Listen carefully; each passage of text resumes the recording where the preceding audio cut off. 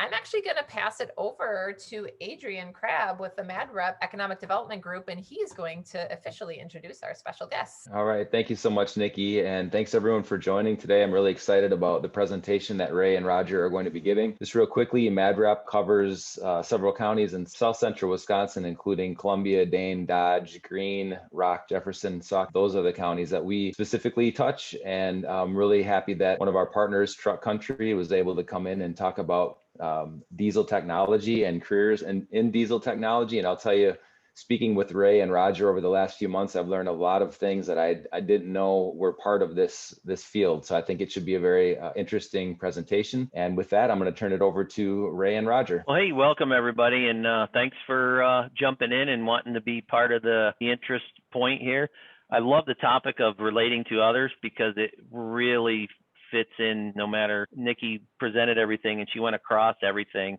It really fits into our field, whether you're going to be a technician, whether you're going to be a service advisor, a parts person, a salesperson, or even, and more important, a manager as you progress your career. So I love that topic side of it. But I am Ray Clark, the Director of Training and Development for Truck Country. And with me, I have Mr. Roger Skemp, and I'll let him introduce himself. I'm Roger Skemp. I'm a manager for recruiting for the McCoy Group, which is the parent company for Truck Country, Stoops Freightliner, McCoy Construction and Forestry, and also our food grade division, trucking division, which is Foodliner and Questliner. Yeah, so Roger and I actually have a short presentation, and it'll be somewhat interactive in a couple of slides where we'll ask you guys some questions, and you can drop those in the chat. We start out with a little bit of the history of our company. We were founded in 1958 by Robert McCoy in Little Shellsburg, Wisconsin, which is a real small town in southwest Wisconsin. We've grown from about a 5-employee company that he had to probably pushing 5,000 to 6,000 employees now with the whole McCoy Group. Truck Country started as a milk hauling operation,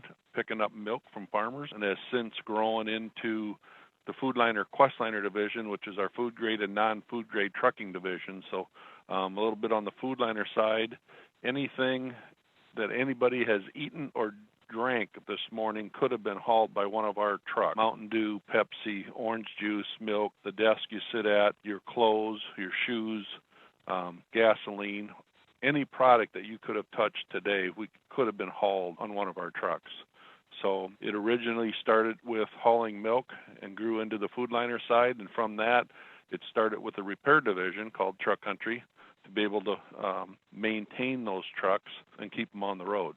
And we've grown into 24 dealerships strong, mainly in the Midwest. Foodliner and Questliner is a nationwide company, pretty much from New York to California to Texas to North Dakota. We also added about 4 years ago the McCoy Construction and Forestry division, which is a John Deere forestry equipment division, and we were one of the best in John Deere's corporation last year in sales and service. So we've grown drastically in the last 25 to 30 years. I've been around for 16 years now, so it's a good company to work for. A little bit on the Truck Country side, what do? We sell new and used medium and heavy duty trucks, new and used trailers.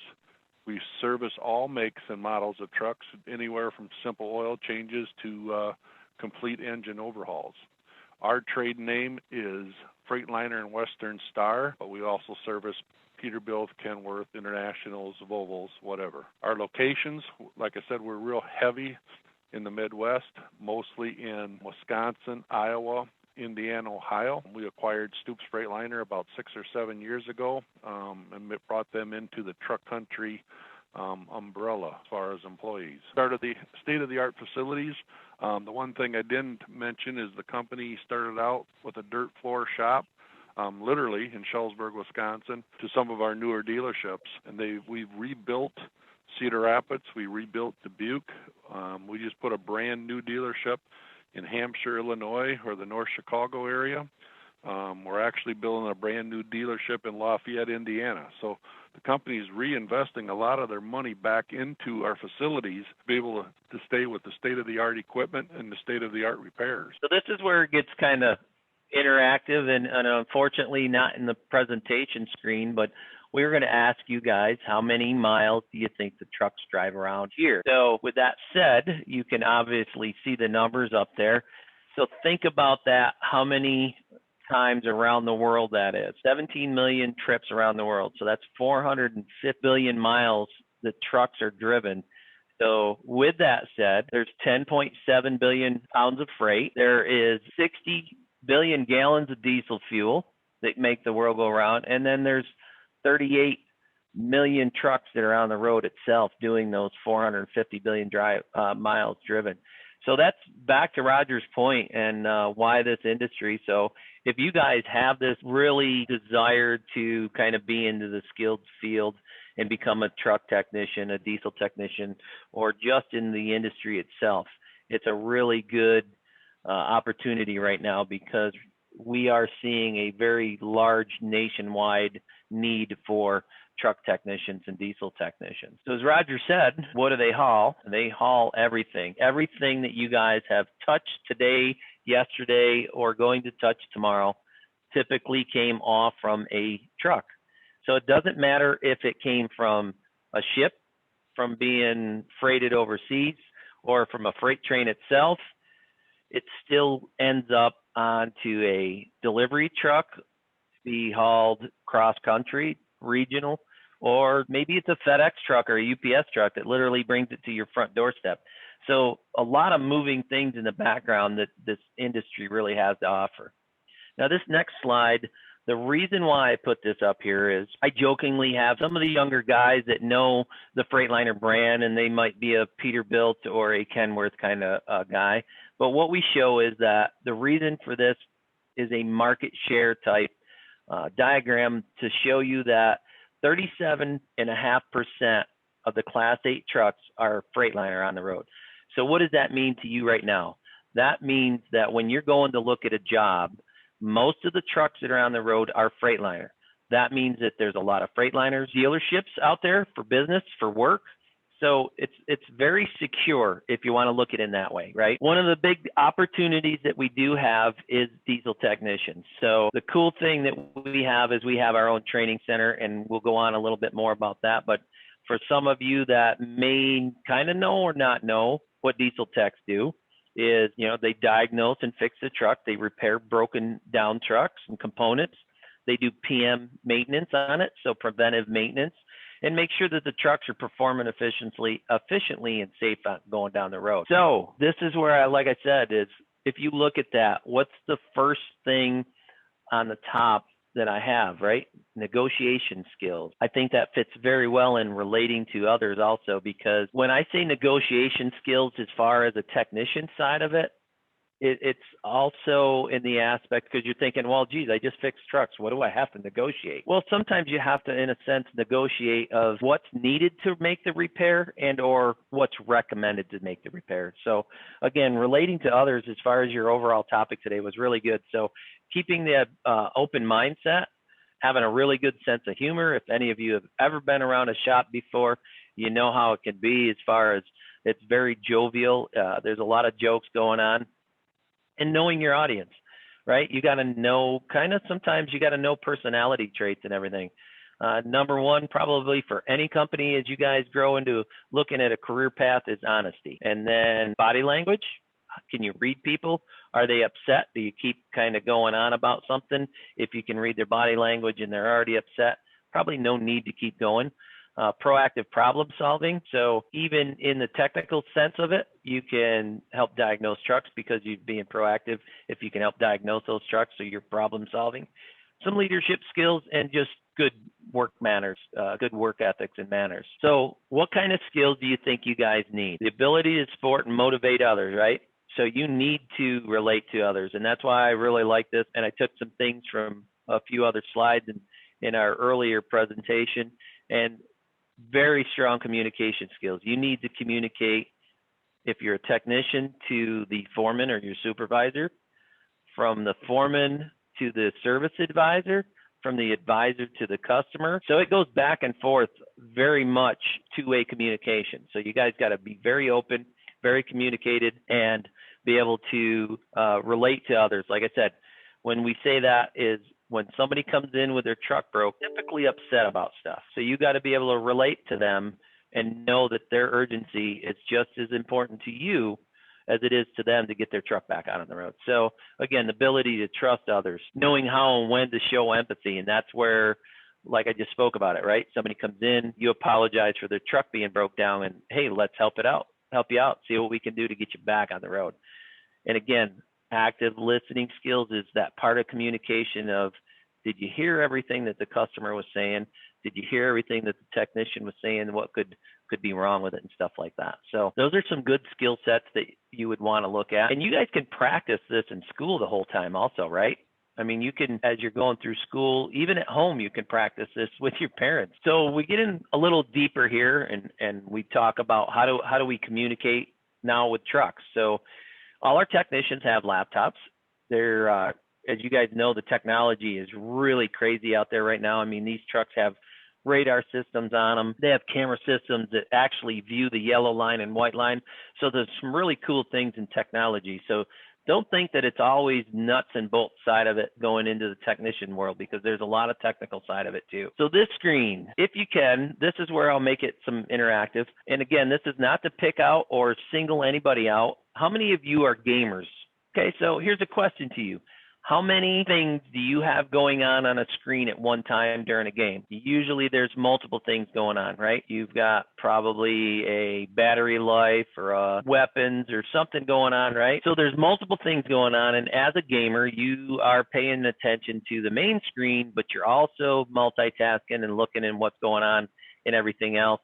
A lot of you have picture in a picture, so you're seeing kind of a game going on inside a game. In the same aspect of this screen that you see going on right here is this is a technician's diagnostic screen where you can see that they would be looking at this fuel cutoff temperature, right? They are looking at dock outlet temperature. So you can see all these different temperature ranges that they're looking at. Then they get down here and they got to look at where this says fuel dose injection status. So they got to start tracking all of this and know that I should be seeing these pressures increase, this dosing status increase. Then they're going to look over here and see these pressures increase and be able to diagnose that truck and say, hey, maybe we have a problem here with this fuel cutoff valve because I'm not seeing what I should. So if we train you to be that technical kind of guy and view these kind of screens, you could be kind of that gamer aspect where you're looking at all that. So don't think that you have to be just kind of a nuts and bolts kind of guy, right? So my point is that you don't always have to be the nuts and bolts kind of guy to be able to get greasy, dirty, and fix trucks. There's a lot of technical stuff out there. And from this screen alone, like I said, this is where most of our diagnostic guys live in this world right here. They consistently connect to a truck. They're starting to check status out, and even the basics can turn around and run diagnostics on a light. So you can be that PM maintenance guy doing a lube oil filter change, kind of greasing the truck and be getting dirty, but also connect to that truck and do a light check and check all your lights just from the laptop. So there's some really cool things going on in there. Next few slides here are just kind of some slides of our work area and stuff that we have. This is probably 90% of our shops or more. This one actually was our Dubuque location. Our Madison location is going to look very, very similar to this one. We've started to mirror everything as we either A, remodel, or B, rebuild and put up new facilities. But you can see that for me, I come from a background where some independent shops were pretty rough, not a lot of lighting, not a great concrete floor, pretty broke up. But you can see here, as a technician, if you had to get on a creeper, you can roll around. Trucks are all parked in a place. It's very nice. It's very clean. It's very safe for everybody. And honestly, the company strives on these kind of things. So what do we have? So we've got some in-house training, which is our apprenticeship program, which I'll go into detail. And we call that the TTP, which is Technical Training Program. And then we have what's called our traditional path training. So the traditional path training is going to be very much the same thing, but not as scheduled and bullet pointed as the program. So the apprenticeship program, if you guys were to come in out of school, first of all, you have to be hired at one of our locations. So we, unfortunately, being a private company and our training centers being company owned, you have to be an employee from any one of our dealerships. But if you want to become a technician and you've got some mechanical aptitude, you get on board with us. Our service manager sees that you've got good work ethics. You're not always on your phone. You're willing to work. You're showing up on time, and you're helping out in the shop. And this is the kind of the path that you want to take. That service manager usually takes one or two from each location. We call it a sponsorship side of it. And they ask for you to sign an agreement with us to stay working for us for 3 years. But in that 3 years, we give you 27 weeks worth of training that puts you to a expert level certification. So that starts from the ground up within those 3 years, an earn to learn type program. And it's also a Department of Labor federally recognized apprenticeship program. So it's very structured. It's very well built, goes 3 years. And like I said, sponsored by your host dealership. So it doesn't matter if you come out of our Madison shop, our Appleton shop, even all the way up, say, our Wausau shop in northern Wisconsin. You come down to the Dubuque Training Center, our corporate training center, and we give you training for anywhere from 2 to 4 weeks at a time. We send you back to the dealership, and then you get to actually put some of that you learned back to your hands, back on the floor. So now you have a coach that you're working with, and that's where that earn to learn comes. So now you're getting that on the job training and that real life situation training, but now you get to see it, like I said, in true value of what it's going to look like when you're completely on your own. The other cool thing that we do with that is we have a tool program. So on our class size, we look like pretty much any other class in a small scale size. Is we got 10 students. We have 1 to 2 instructors. Every tech has their computer. We've always got trucks enough for 2 to 3 students. We've got a tool reimbursement program. You'll see that our training center is up to date with technology and training aids. And again, it's that earn as you learn. So you're a company employee.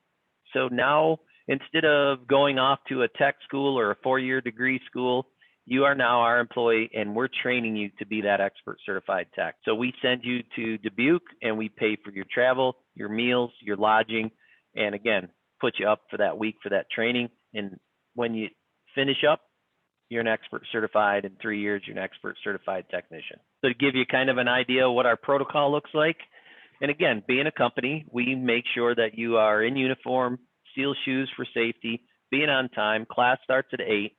No cell phones, lunches and break time. You can use your cell phone. Of course, adhere to all company and shop policies and rules. And computer usage is pretty much a given.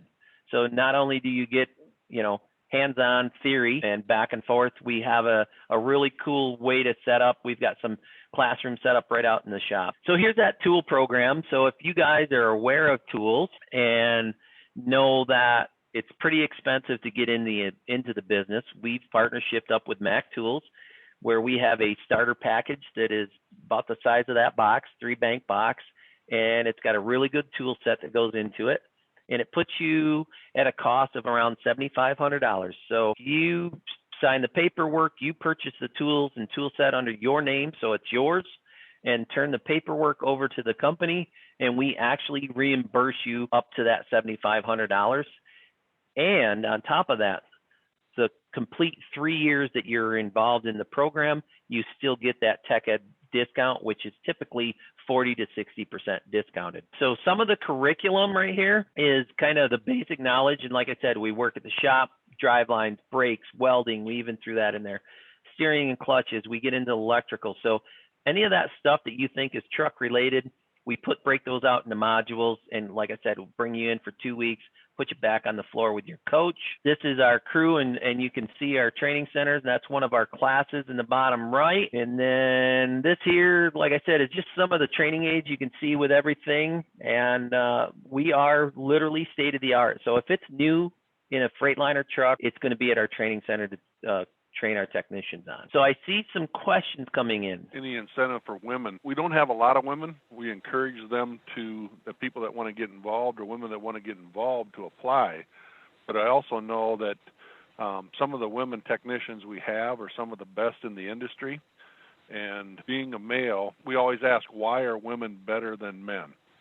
And we don't have many women, but the ones we have are very, very good. And the answer that I give them is because women follow directions a lot better than men, and that's why they excel. Yeah.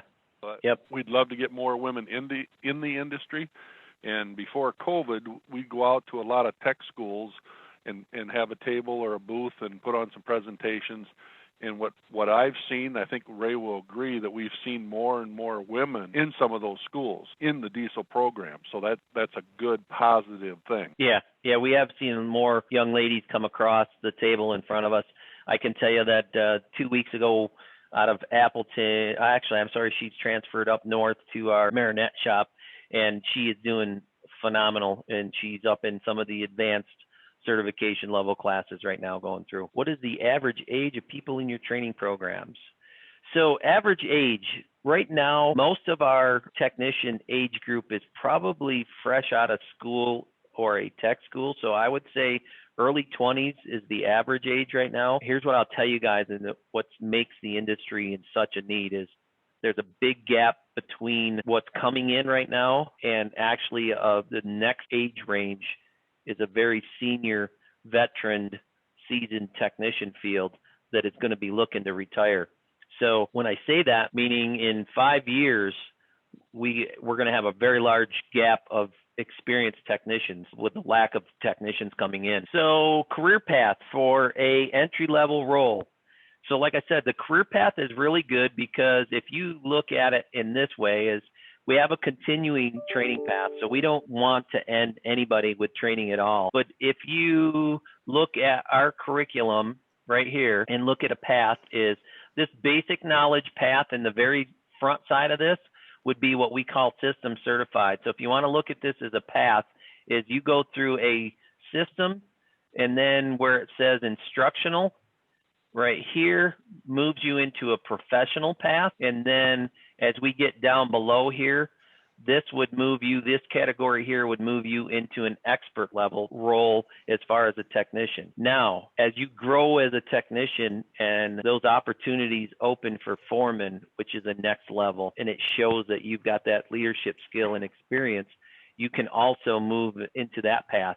And from there, it's really wide open. We've got multiple general managers right now and service managers that actually come off the floor and or literally started sweeping and mopping shop floors. Ray, this is Adrian. We've just got a couple minutes left here, but there are a few more questions, some great questions coming in. Yep. So prerequisites, really, I'll tell you guys to make sure you take heavy math classes, some advanced math classes, and any kind of computer classes that you can get into as far as any kind of prerequisites for technical skills. If you've got any CTE or VOTEC type classes that you can go to for automotive or anything like that, small engines, take them and start learning that mechanical mindset with eyes and hands type things.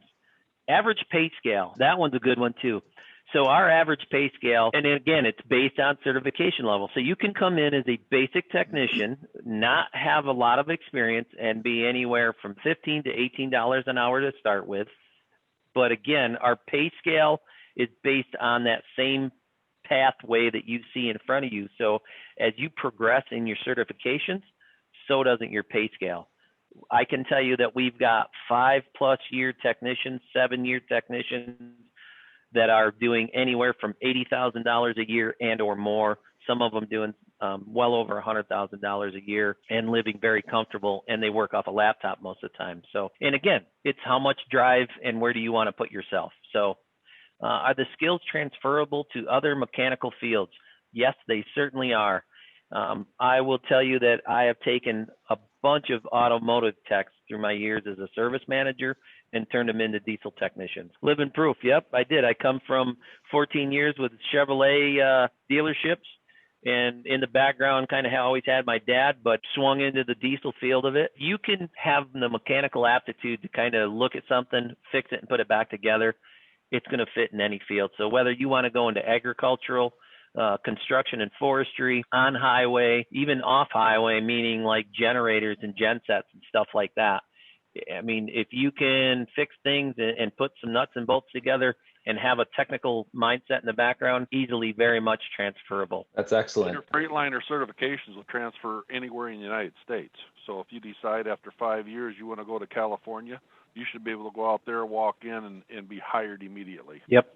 That is excellent. Ray and Roger, one last question before we wrap up here today. How, if for those that could be potentially interested in following up with this, as they're thinking about graduation or whatever, how to get in touch with you and what would be that step to take? The easiest method would be they can get on our website for one thing, which they can ask questions, but they can send an email to recruiting@truckcountry.com. That comes into our recruiting department, and I kind of sift through those. Anything that's technical, I send to Ray. Anything that I can answer, I answer. Between the two of us, we should be able to answer any questions anybody would have. Thank you. Well, this has been excellent. If there are any last thoughts, go ahead. Otherwise, I think this has been a great presentation today. Thank you so much. This has been very, very interesting, and I think people have had a chance to look into a field that maybe they didn't know as much about, and they know a little bit more about it now. Thanks. Yeah, no, thanks for the invite. We appreciate it. Thanks everybody for your time. Thank you. Thank you.